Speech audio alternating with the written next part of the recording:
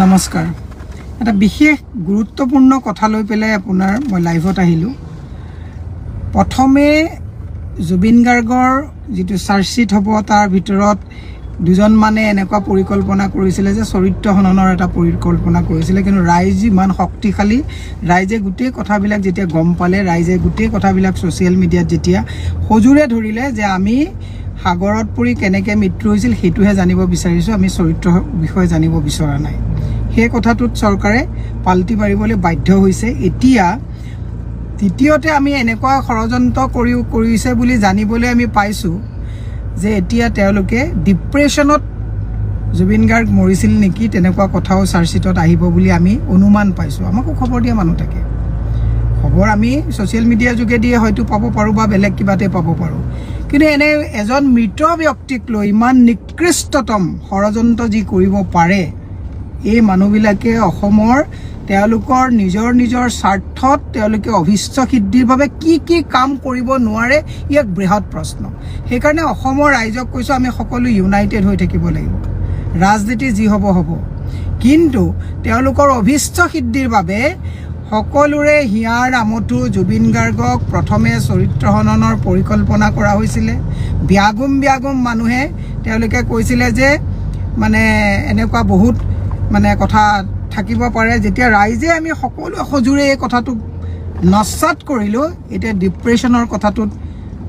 আহিব পাৰে নেকি এক বৃহৎ প্ৰশ্ন সেই কাৰণে ৰাইজক কৈছো সজাগ হৈ থাকিব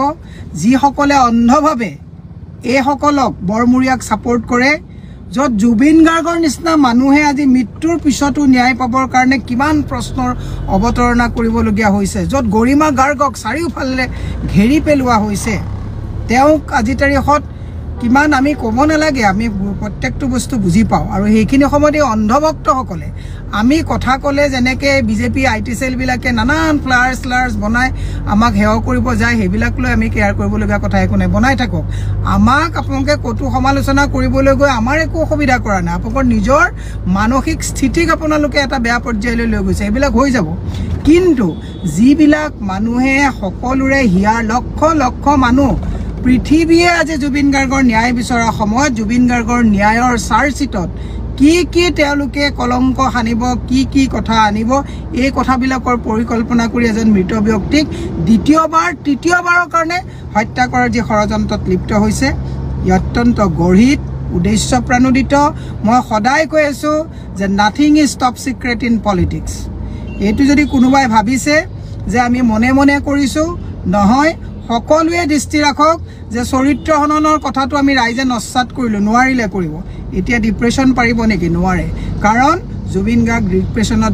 যাবলগীয়া মানুহ নাছিলে কাৰণ জুবিন গাৰ্গ মানসিকভাৱে বহুত সবল মানুহ যি কাৰণে তেওঁ চৰকাৰকে হওক বা যিকোনো মানুহক সন্মুখৰ পৰা তেওঁ কটাক্ষ কৰিব পাৰিছিলে কাৰণ তেওঁ হেতু গাটছ আছিল ইমান গাটছ থকা এজন শিল্পী কেতিয়াও ডিপ্ৰেছনত যাব নোৱাৰে হেতু মই বিলিভ কৰো সেই কাৰণে মই কৈছো সকলো একত্ৰিত হৈ থাকক এওঁলোকে যাতে তেওঁলোকৰ অভিষ্ট সিদ্ধিৰ বাবে আমাৰ হিয়াৰ আমঠু জুবিন গাৰ্গক যাতে দ্বিতীয়বাৰৰ বাবে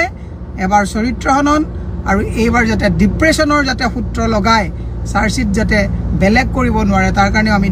দৃষ্টি ৰাখাটো ভাল সেই কাৰণে আমি কলো আমাক ন্যায় লাগিব জাস্টিস ফৰ জুবিন গাৰ্গৰ ক্ষেত্ৰত কোনো ৰাজনীতি নহব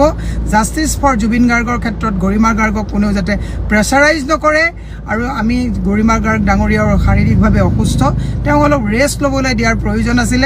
আমি এই কাৰণে গৈ ঘৰত খবৰ লোৱা নাই মানুহগৰাকীয়ে মানুহৰ খবৰ লৈ 1 মিনিটো ৰেষ্ট নোপোৱাৰ কাৰণে তেওঁ শাৰীৰিকভাৱে দুৰ্বল হৈ গৈছে